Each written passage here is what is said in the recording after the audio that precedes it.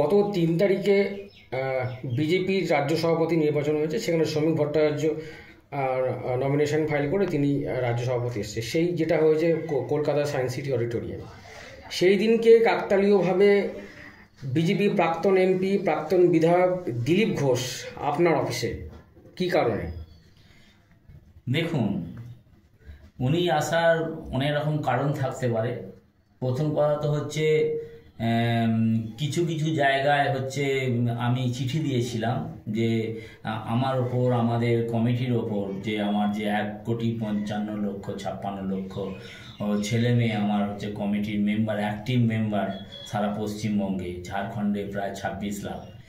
তো কিছুদিন থেকে ভগবান গলা থেকে আমাকে অ্যারেস্ট করা থেকে আরম্ভ করে আমার কমিটির ওপর নানা রকমভাবে হচ্ছে আমাদের ওপর অত্যাচার, আমার ওপর অত্যাচার, আমাদের হচ্ছে পুরো কমিটির ওপর অত্যাচার, ঠিক আছে, কাজ করতে দেওয়া হচ্ছে না, কখনো মার্ডার করার হুমকি, কখনো গুলি মেরে দেওয়ার হুমকি, নানাভাবে। যার জন্য আমি প্রধানমন্ত্রী থেকে নিয়ে, মুখ্যমন্ত্রী থেকে নিয়ে, স্বরাষ্ট্রমন্ত্রী থেকে নিয়ে, দিলীপ ঘোষকে নিয়ে, আমাদের বড় বড় যত নেতা আছে হচ্ছে শুভেন্দুকে নিয়ে, সবাইকে আমি চিঠি দিয়েছিলাম। কিন্তু এই চিঠিতে আমাকে সবাই সাড়া দেওয়ার সাথে সাথে আমাকে হচ্ছে দিলীপ ঘোষও সাড়া দিয়েছিলেন। তো উনি আমাকে যেতে বলেছেন, আমি ওনার সঙ্গে দেখা করেছিলাম। সেই সাক্ষাতে একটা আমার সঙ্গে কথা হয় এবং বলল, ঠিক আছে সামন্ত, আমি তোমার যখন এত বড় কমিটি, এটা বিশাল একটা ব্যাপার, ঠিক আছে।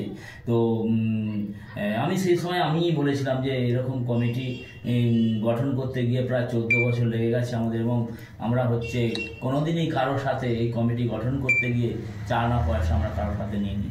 তো সেই হিসেবে উনি বলেছিলেন, ঠিক আছে তোমার অফিসে আমি যাব, ঠিক আছে। তো আমার অফিসে এসেছিলেন এবং তার আগের দিন হচ্ছে আমাকে ফোন করা হয় যে সামন্ত, আমি তোমার অফিসে যাচ্ছি। আমি আদৌ জানতাম না যে হচ্ছে সায়েন্স সিটিতে হচ্ছে ওই অত বড় প্রোগ্রাম আছে, বিজেপির হচ্ছে রাজ্যসভা নেতা চোনা হয়েছে এবং খুব মানে ধুমধামে হয়েছে, আমি জানতাম না। আর সেই দিনই দিলীপদা যে ওখানে থাকবে না সেটাও আমি জানি না। সেই দিনই দিলীপদা আমার এখানে 1.5 ঘন্টা কাটিয়েছেন এবং দিলীপদার সাথে নানাভাবে নানা রকম কথা হয়েছে। আমাদের পুরো কমিটি, হুগলি জেলার বহু কমিটি ছিল আর অন্যান্য জায়গার কমিটিও এসেছিলেন, ঠিক আছে। যেহেতু রাত 9টার সময় হচ্ছে আমাকে মেসেজ দিয়েছিলেন যে আমি যাচ্ছি, ঠিক আছে। বাস এই জন্যই, বাস একটা সৌজন্য সাক্ষাৎকার। আচ্ছা, এই সাক্ষাৎকারে কি কোনো রাজনৈতিক মানে কথাবার্তা বা কোনো রাজনৈতিক কোনো আলোচনা কি হয়েছিল নাকি, যদি একটু সে বিষয়ে আমাদের জানতেন? দেখুন, রাজনৈতিক আলোচনা বলতে সেরকম কিছু রাজনৈতিক আলোচনা নয়, সৌজন্যবোধ, ঠিক আছে। তবে যেটুকু যে আলোচনা হয়েছে, যদি রাজনৈতিক কিছু হয়েও থাকে সেটা এই মুহূর্তে আমার বলাটা ঠিক হবে না, ঠিক আছে। কারণ কি, উনি আমাকে বাড়িতেও যেতে বলেছিলেন, আমি গিয়েছিলাম, ওনার সেদিনকে সস্ত্রীকও ছিলেন, ঠিক আছে।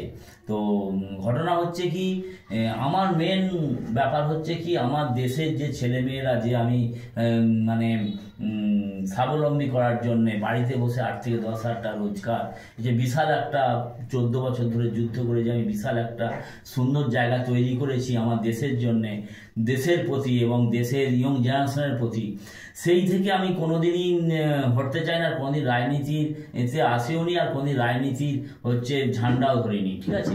হ্যাঁ, বলা বাহুল্য যে মুকুল রায়ের সাথে এবং বড় বড় নেতা নেত্রীর সাথে যোগাযোগ আছে বা ছিল, ঠিক আছে। হ্যাঁ, সেন্ট্রালও হচ্ছে বড় বড় নেতাদের সাথে যোগাযোগ আছে, ছিল, ঠিক আছে।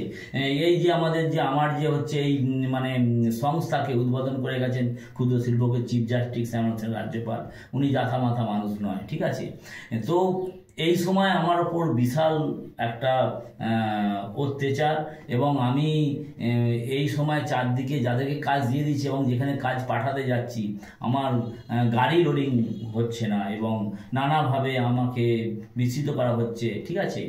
আর আমাকে হুমকি দেওয়া হচ্ছে, আমার বাড়িতে পোস্টার দেওয়া হচ্ছে এবং ওপেন হুমকি দিচ্ছে, তুই তোর বিধায়কের সঙ্গে কর, আমি আমার বিধায়কের সঙ্গে দেখা করছি, ঠিক আছে।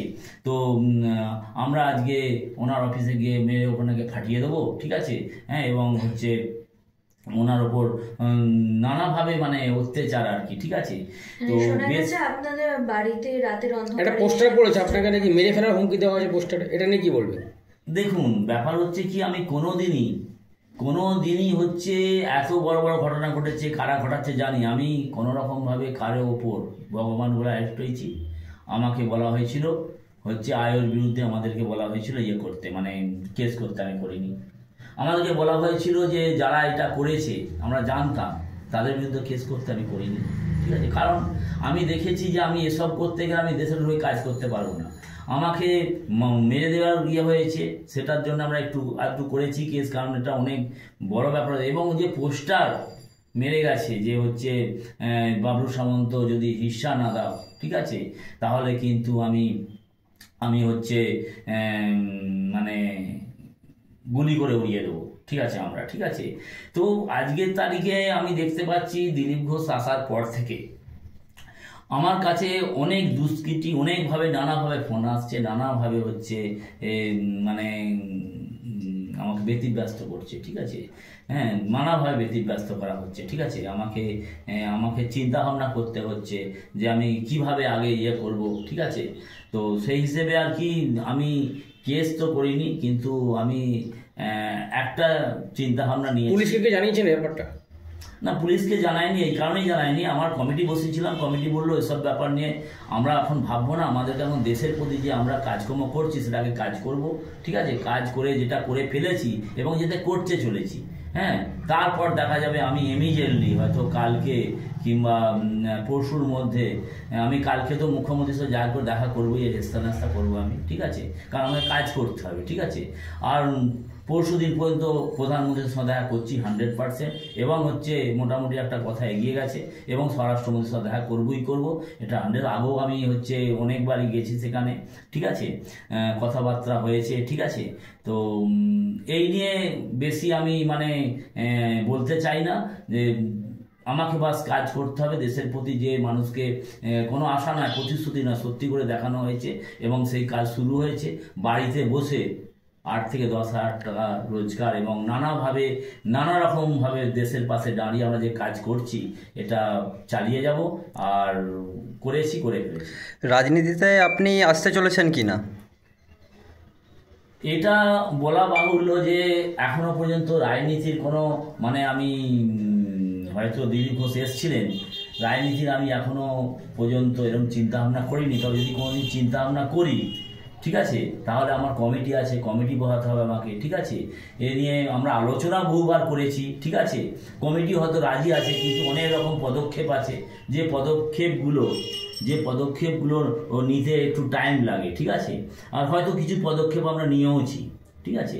তো অতএব এই বিশাল বড় কমিটি যখনই হচ্ছে আমি কোনো দলে যাব, এবং আমরা এই দল রাজনীতি করার ইচ্ছে থাকবে, তাহলে তো আমার একার দ্বারা হবে না, তাহলে আমার পুরো কমিটি আছে, কমিটিকে এ করতে হবে।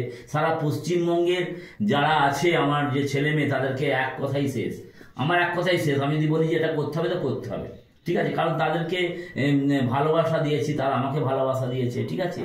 এবং সেই নিয়ে এখন আলোচনার টাইম এখনো আসেনি, তবে আলোচনা কিছু না কিছু জায়গায় চলছে, ঠিক আছে।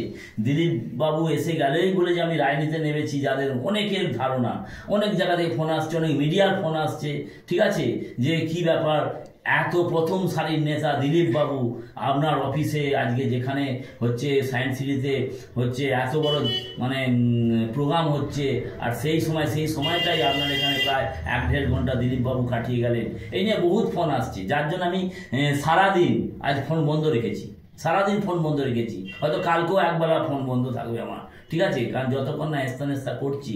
হয়তো মানে কেউ আমাকে উপদেশ দিয়েছে যে এত বড় কাজ তুমি চালাচ্ছ, একজন আদানি, একজন আম্বানি, তারাও পার্টি পলিটিক্সের সাহায্য ছাড়া আগে যেতে পারেনি, হয়তো আপনাকে কোনো একটা না কোনো কাণ্ডারি ধরতে হবে, ঠিক আছে, নইলে আমাকে ব্যতিব্যস্ত হয়ে যাবেন আপনি, ঠিক আছে।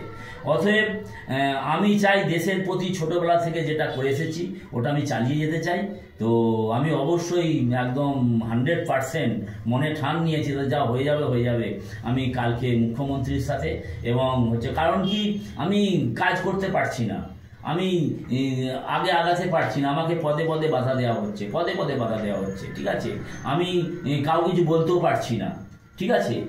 আর হচ্ছে প্রধানমন্ত্রী এবং স্বরাষ্ট্রমন্ত্রীর সাথে আমি দেখা করছি 100% করছি, কিন্তু আমি আমার কাজ যেটা আমি দেশের প্রতি নিয়েছি সেটা চালিয়ে যাব, ঠিক আছে। আর আমাকে কেউ বাধা দিলে আমি রুখছি না।